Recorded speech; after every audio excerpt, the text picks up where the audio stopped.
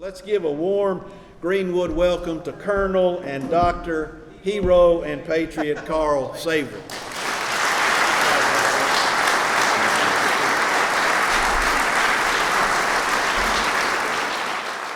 First of all, thank you for coming, and it's an honor to be here. How this evolved basically started out with a discussion about a Corsair, and the rest is history, and that's another story. But I'm pleased to be here, and hopefully you'll find this interesting and maybe thought-provoking. Well, it's once upon a time, 45 years ago. In 3 weeks from today, I was standing in the middle of the Iranian desert. It was 45 years ago. This is the 45th anniversary. So, here we go. Operation Eagle Claw. It was the Iran hostage rescue mission that failed. Most everybody knows. This is all my initials, but I got 2 new ones. All the others are gone. This has been. So, first of all, I have to disclose that the events that I'm going to talk about have been declassified. And I start out by apologizing if I offend anybody. I suffer from orthopedic Tourette's, as he's already referred to, and my observations and opinions have been deemed BS by many people. So, now the objectives, I'm going to tell a little personal story because it ties into this, so that's the past. I'm going to try to relate this story to history, also the past. We'll try to relate that history to today because we're still dealing with a lot of the things that we started back then. Look from today to the future and maybe stimulate a little bit of introspection on your part. My background. I was once young, I was fit, and I was a soldier. I was an airborne infantry officer, a ranger in Vietnam. So I was a combatant. I wasn't a doctor then. Well, when I came back from Vietnam, I decided to change careers. The Army had a program. They sent me to medical school. I was a captain. I did my residency as a major. I made lieutenant colonel when I finished residency, and I got the plum assignment that any orthopedist could have, Fort Ord, California, Monterey, Carmel, right? All right. So I'm ready to go. My wife at the time and I went down. We put a deposit on the house on 17 Mile Drive, and my orders got changed to Fort Bragg. And I'm going, what the? Anyway, and there was a reason, but I was unaware of it at the time. A little bit of history. 1979, the Vietnam was over, or the Vietnam War was over, and it ended in April of 75. So this is the 50th anniversary of the fall of Saigon. And the military and everything about the military was kind of at a low point at that point. We were second-class citizens if you were in the Army. And particularly if you were a doctor in the Army, everybody thought, well, if you're any good, you'd be somewhere else. You wouldn't be in the Army. And 1979 was called the horrible year.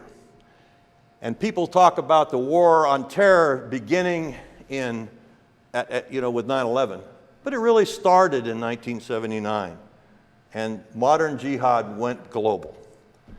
There was the siege of Mecca and the capture of the mosque in Mecca. The theocracy was established in Iran. The Shah was eliminated. And the Soviets invaded Afghanistan. We gave away the Suez Canal and boycotted the Olympics. That was our response to some of this. Now, I look around and I see some people that were not around then, but most of you were probably of the age where you will remember some of these things. Are you familiar with the Iranian hostage crisis? Nightly news programs, Delta Force, Spec Ops, Islamic radicals. Well, there were no nightly news programs until all this started, and the networks picked it up, day 1, day 5, America held hostage, Ted Koppel, all that. That all came from the hostage situation. Delta Force at the time was an ultra-secret organization, but is now pretty much everybody knows who they are, where they are. It's Spec Ops is not only a common term that everybody's aware of, they have a game, special operations game. And of course, we all know about Islamic radicals because we are still dealing with them. This is a picture of Charlie Beckwith. Charlie was sort of a visionary. Reader's Digest used to have the most unforgettable characters you've ever met. He's in my top 10. Very interesting fellow, or guy, a man, a true hero. Lots of pluses and a few minuses. But he had the vision, and he was the catalyst for the beginning of Delta Force. He felt that the nation was going to need some sort of organization akin to the Special Air Services, the SAS, in Britain. I met Colonel Beckwith. He was the Florida camp commander when I went through Ranger School. So needless to say, I didn't really care for him, at least at that time. In 1979, we crossed paths again. And after my orders were changed and I got to Fort Bragg and I was informed that somebody was supposed to have come and told me why I was being asked to come to ordered to Fort Bragg, would I be interested in supporting an ultra-secret mission? And, I thought, well, yeah. You want to know what it is? Well, no. So that's how it started. So Beckwith and I crossed paths again, and how it came about is interesting. He had developed, the Delta Force came about it stood up in November of 77. Let me make sure I get this right.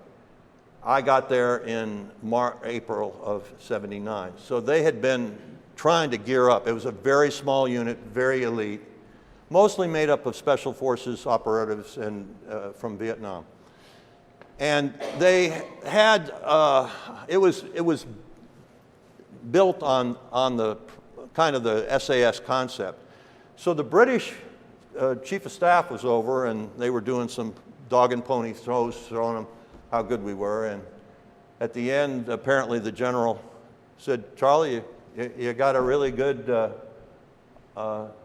thing going here, but you're going to have a tactical success, but you're going to have a strategic failure. You do not have any medical support." So he went to the Surgeon General, and the Surgeon General, they picked up some people, and we had a meeting, and basically I filled the vacuum and took leadership in this operation.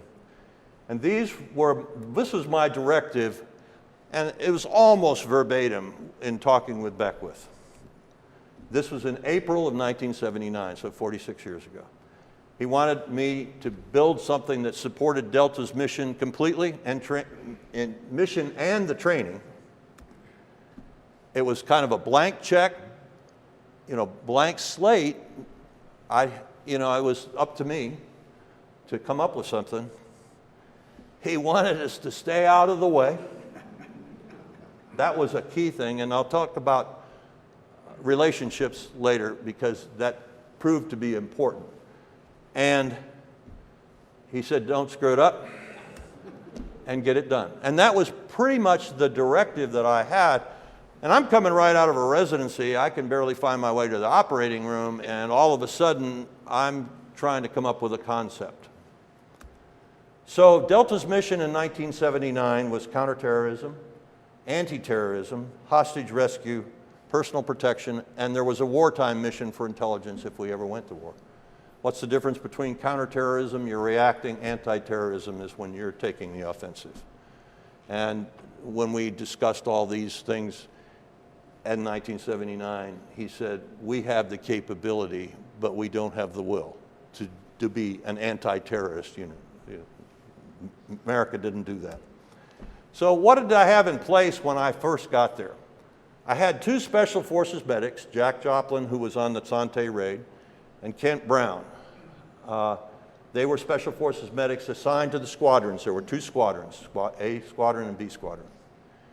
And they got there and they wanted me to support their mission and their training, so I got a bunch of equipment from the hospital, went to the PX and bought 2 lime green tackle boxes, and that was the original equipment that I had to support them in their training mission. So it was really a unique situation. It was a very ultra top secret unit. I had the Surgeon General of the Army's support. He knew about it, and there were 1 or 2 people in the Pentagon that knew about it. I had basically 0 guidance. Little is an understatement. And I didn't have anything historic to go on. And I say I. There were a lot of people involved in this. I kind of took the lead because it was a vacuum that needed to be filled. So, but there were people involved in this other than me, but most of the ideas, at least initially, were mine. So it was an extra duty for my medical team. They were all out doing things in the operating room and in the ERs and whatnot. And I had to find people that had the right attitude, because we weren't getting any credit for it. You weren't going to get any medals. Nobody could know about it. It was something you did because you thought it was the right thing to do and because it was important. So my priorities, this is what I sat down and I had to figure out the composition of the teams. I had to find the personnel, acquire the equipment, which was an interesting thing. I'll tell you a little quick one. Begin establishing some sort of doctrine. How were we going to function? We had to train, we had to exercise, and then we were going to deploy. And I had no idea about the Army's system of, so I got a catalog of stuff that we need. And we're there on the weekends ordering stuff, and I figured, well, we're going to need 20 subclavian artery lines. There's an IV line for major trauma. So I ordered 20. Well, the Army, I didn't know that the Army system was 20. I got 20 gross. They're still using that stuff at Fort Bragg. I mean, same thing. I ordered urinals. We had urinals coming out the wazoo. And, it's an interesting thing. You can't turn stuff back to the Army system. That's an impossibility. So a lot of it went to the hospital, but I learned a lot. Ordered a lot of equipment thinking it would come all ready to go. It's in cosmoline, this packing material that, that they put guns in, and it has to be cleaned. And anyway, so it was a real learning experience. So Delta Med, that's what we came up with. That's what I called it initially, was oriented towards surgery and trauma. My philosophy was that the people that were on the teams had to be clinically competent. They had to be working in a hospital or an environment every day. You didn't want somebody assigned there, sitting waiting for the balloon to go up and lose those skills. Beckwith used to talk about perishable skills. The Delta Force operators shot every day when they were in garrison. Every day. We had a shooting house out in the back. They would go and shoot their weapons every day, because it's a perishable skill. It's just like surgery. And medicine. If you don't do it every day, if you can't do it in a controlled environment, you're sure as hell not going to be able to do it in an uncontrolled environment. So that was one of my tenets, and I had to kind of educate the unit about what they needed. And I had to establish credibility. The fact that I was an Airborne Ranger Vietnam veteran kind of got my foot in the door. Had I been just a regular surgeon without that background, we might have gotten there, but not as quickly. I developed some very close personal relationships that still exist today. Someone asked me about General Boykin and General Schumacher. They were all majors and captains, and we became very, very good friends over the time. And so I developed these personal relationships, which allowed our unit to be more involved. And it got to the point, not only did they not want us out of the way, they wanted us as close as they could get us and still be safe. And a lot of that had to do with relationships. And I was very fortunate to be able to develop some of that.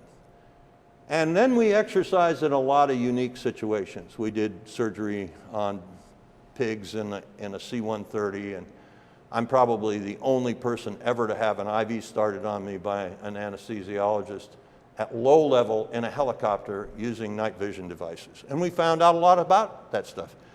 Night vision devices, the first ones you couldn't see, no depth perception, you couldn't see fluids, water, blood. So we learned a lot, but we also learned that we could do some of this stuff. So now that gives you a little bit of background as to where we were. I'm going to talk about Operation Eagle Claw. We actually knew it as Operation Rice Bowl. Somewhere along the line, I guess that wasn't sexy enough, and they did it if it came, if OPSEC was violated, that somebody would think it had something to do with Vietnam and Thailand and whatnot. So anyway, it was Operation Life, but it became Operation Eagle Claw, which is much, much, much better. So I was privy to all the planning.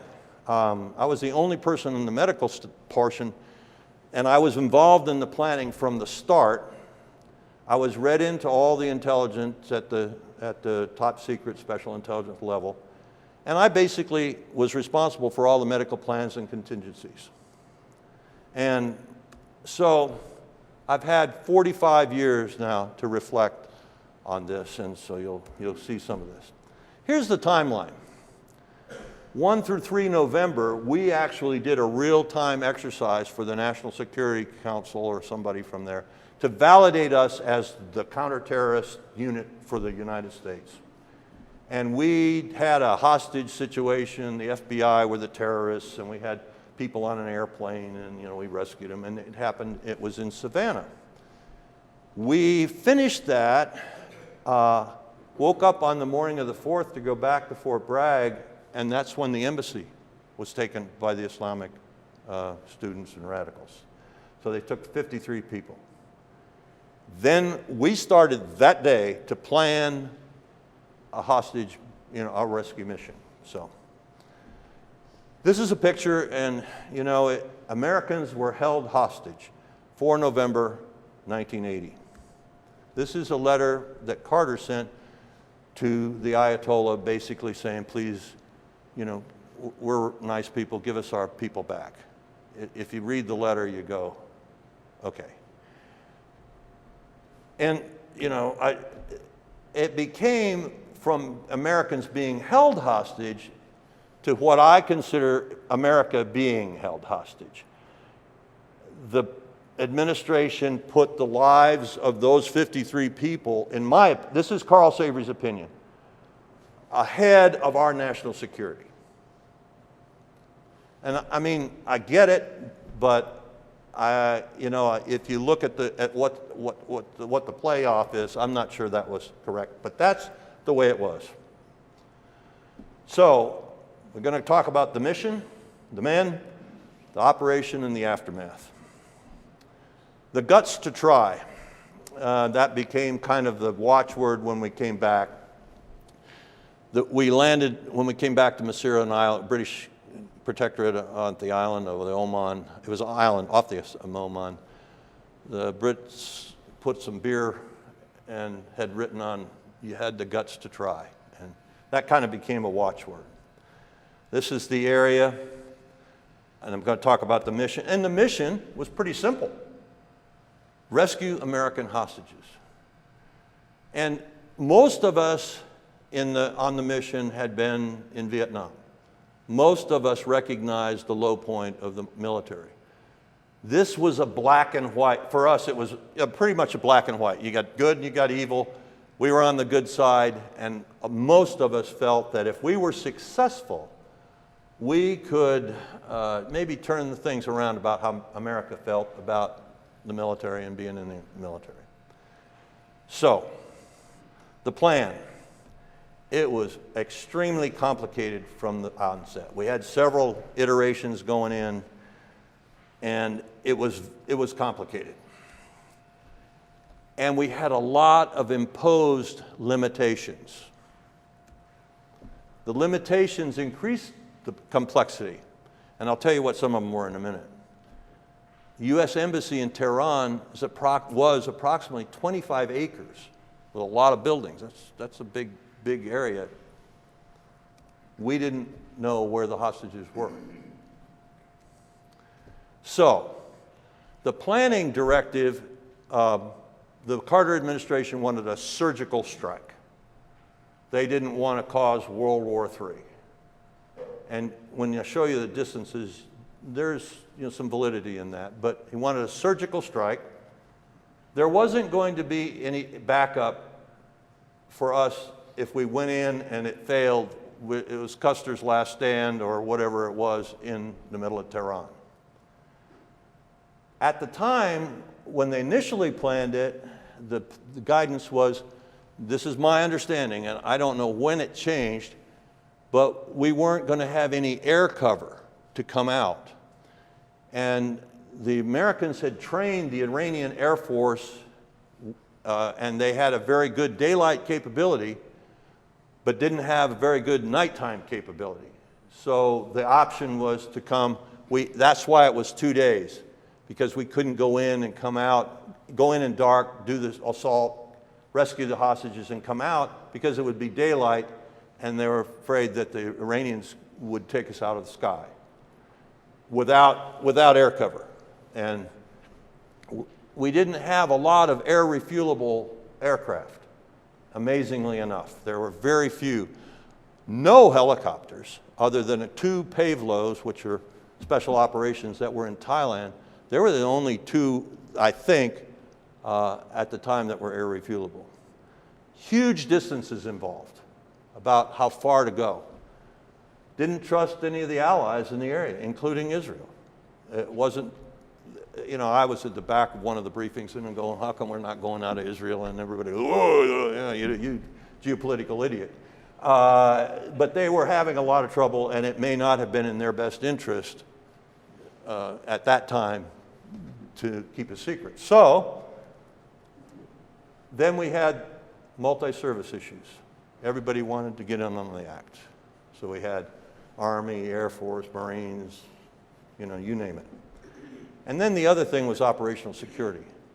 Operational security was paramount, and we actually did a really good job, maybe too good a job with operational security, and I'll go into that. This is the plan. I had a forward support base. Anwar Sadat, who was in power at the time, allowed us to use an air base, an old Russian air base in Egypt, and that's where we were going to launch from. We had C-141s that were carrying the assault force to the island of Masira off the coast of the Oman. We transloaded onto C-130s to fly to Desert One. We were to marry up with the helicopters, which were coming from the Gulf of Oman. They were on the Nimitz. Desert One was a refueling operation. We were going to refuel.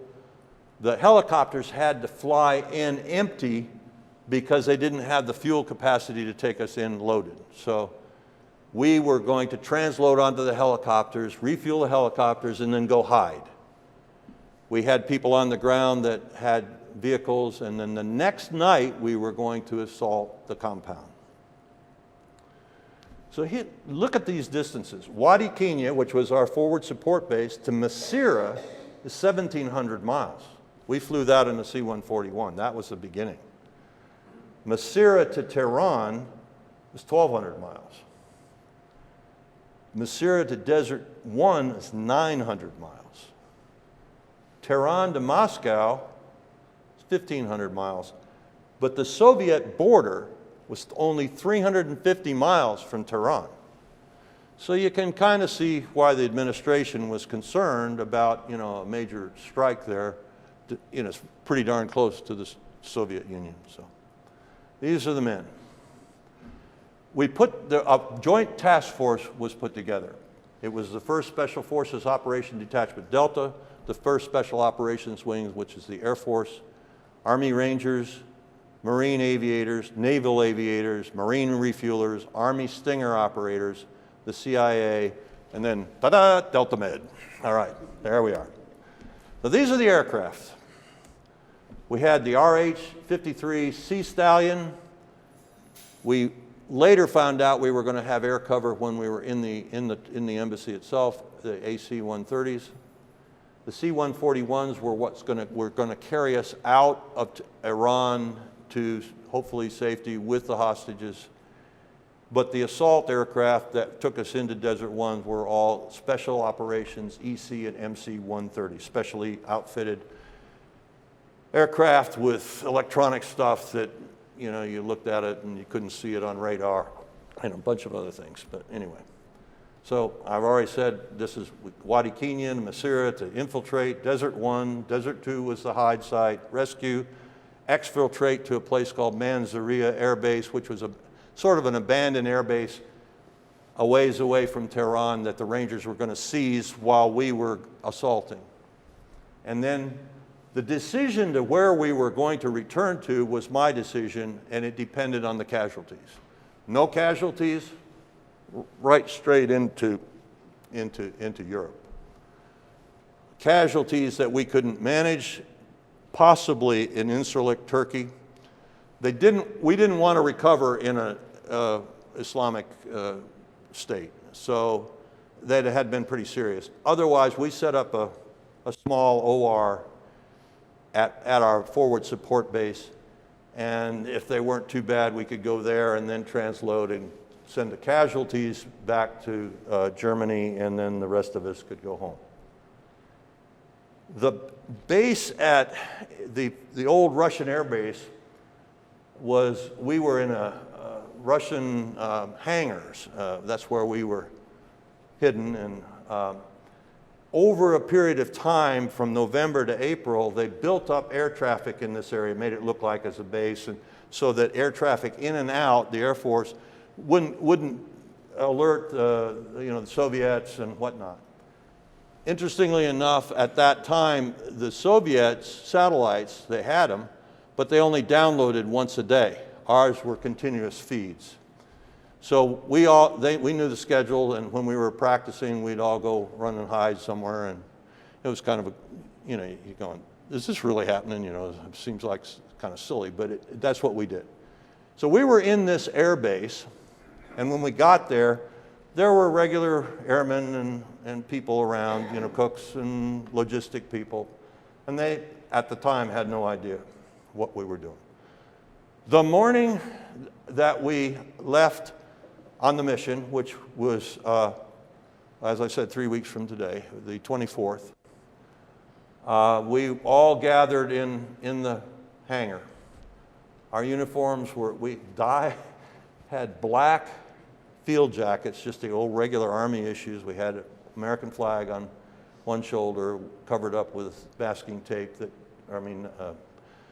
masking tape or whatever we were going to take off during the assault. We had watch caps with infrared tape on the inside so that when we went in, you could turn it upside down and the AC-130 could identify friendlies. Levi's, desert boots, and a wool sweater, a black wool sweater. That was the special operations unit or uniform for our assault. So Beckwith got up and said a few words. Jerry Boykin got up and said a prayer. And we sang, "God Bless America." And then we walked out into the sunlight with the revetment, the big doors that they had. We walked out, and you could see all the people around all of a sudden going, "Oh, now I understand what they're here." Absolute highest point of my life. This is right. So, now, the operation. When we landed, I was in the first aircraft. And I was on the tail, there's a ramp on the back of the plane, and I was sort of a hanger-on, I'm a strap hanger. And so I was sitting on that thing, and I spent the whole time, sliding down, moving back up, sliding down. I was never so glad to get off an airplane in my life. We low-leveled in. I remember when we went into Iranian airspace, the pilots said back, and everybody went, "Yeah, here we are." And when we landed, well, first of all, there were there were 3 vehicles on the roadway. Now, the roadway had been scoped out by John Carney, combat controller. He'd been in with some CIA pilots, and they'd laid out a runway, took soil samples to make sure we could land, and the lead aircraft had a trigger, and it triggered these infrared lights, so they had lights for a runway. But there was an elevated roadway that split the 2 places where we landed.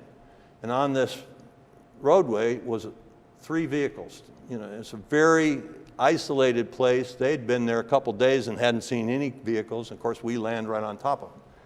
It was a fully loaded bus. Turns out they were going to a family reunion somewhere. I guess we found that out later.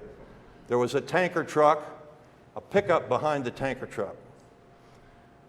When the ramp went down to the first aircraft, and I was sitting on it, so I was ready to get off, I looked out, there's a lot of dust, and I could see 3 sets of headlights, and I thought we'd been compromised and that, you know, this was a trap.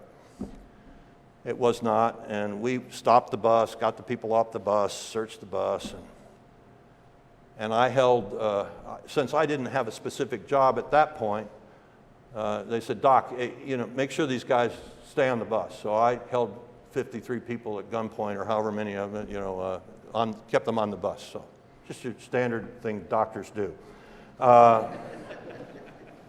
We needed 6 helicopters to do the mission. They put a factor of 30% in, or whatever. 8 launched from the Nimitz. 1 crashed immediately. 1 had to force land. 6 of them got there. They were late. And one of them, the pilot says, the main hydraulics are out. We can't fly this. So the mission was canceled. And I was with Beckwith, then Colonel Kyle, and there was kind of a little CP, and they were talking directly to the, you know, I guess the Situation Room at the White House. And the mission was canceled. A lot of people think that the accident took place and that's why the mission was canceled. That's not the case. The accident took place because the mission was canceled. This is a little bit confusing, but the C-130s you can see up there, there were helicopters behind the C-130s. And they were headed east. We had to turn they wanted to turn the C-130s around so that they could go out the same way we came in, that we knew would support the aircraft and whatnot. To do that, they had to move the helicopters away. And the one up in the upper right-hand corner, one of the helicopters, when it lifted up, he lost sight of the ground guide, dust came up, got vertigo, banked to the right instead of to the left, and the main rotor went through the cockpit of the MC-130. So, the accident occurs after the mission was aborted. I told you that 8 servicemen were killed, 3 Marines and 5 of the Air Force. We exfiltrated the rest of the force. Interestingly enough, the plane that exploded was fully loaded with Delta Force people, and they all got out. And that's a tribute to their training and just being cool under fire. We left the helicopters there. The bus and the occupants we left in place. And what happened for me personally, and I learned something, is that I lost focus. I knew that we had some roadblocks out to prevent, while we were there, anybody coming in, some Iranian speakers, but one of my friends, Wade Ishimoto, had dropped his radio, and he was on the roadblock, and they had, by the way, I forgot to say that they put a light anti-tank rocket through the tanker truck, so it blew up, and you know, there was like a mushroom cloud, and there was a fire burning, and I told Beckwith, I said, well, the helicopters won't have any trouble finding us now. And anyway, he had dropped his radio, so I we were getting ready to leave, and I wasn't sure that they knew we were leaving. So I got in a Jeep with another guy, and we went down and picked them up, got home, got back just as they were getting ready to button up the last C-130. And there was a period of time where I thought that the three of us, or the four of us, were going to get left in the desert. But anyway, it didn't happen that way, and we all got out. So this is some of the pictures. This is the aftermath. You know, so you go from the highest point of your life, singing God Bless America, get on the plane, to this. So this is the telegram or the announcement that Carter made, I think sometime 5:30 or something in the morning. My wife at the time didn't know any of this was going on, but put two and two together, and of course nobody knew who was killed. They just said that there were 8 servicemen killed. So tough time for the families. So the description of the operation, it was a debacle, it was a disaster, a fiasco, goat rope, it was everything.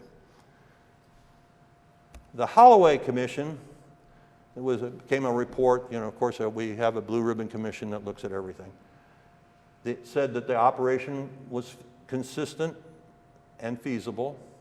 It was high risk. The order to execute by the president was justified. They felt like operational security was a problem. And what happened with the helicopters, there was a dust storm. And they could have gone above the dust storm, but the commander was going by operational security, radio silence. Instead of saying, let's go up and come across, which probably would have got them there, they blitzed on through this dust storm. Shamal is what they call it. And maybe that portion of operational security took us one step in the wrong direction. Who knows? But what they came out of the Holloway Commission was the formation of what we have today, the Special Operations Command, where you have units that practice together, train together, work together. They're not an all-star team, ad hoc, put together at the last minute. And that's what we have today. What if we'd been successful? Well, I've reflected on this. Carter probably would have been reelected. You know, some people say, well, the economy was so bad he was going to get defeated anyway. I'm not so sure. Reagan, if he had been reelected, then Reagan and Bush would not have been presidents. And I think if you read the policies during the Bush and the Reagan and Bush administration, the economic policies are what brought the Iron Curtain down, the end of the Cold War. And I don't think there's too many people that argue that fact. That might not have happened. We wouldn't have exposed these inadequacies that we had. We would have thought, hey, we got this. Would it have come eventually? I think so.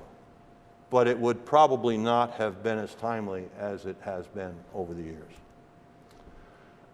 We would have been status quo, second-class citizens, and there wouldn't have been any JSOC or United States Special Operations Command.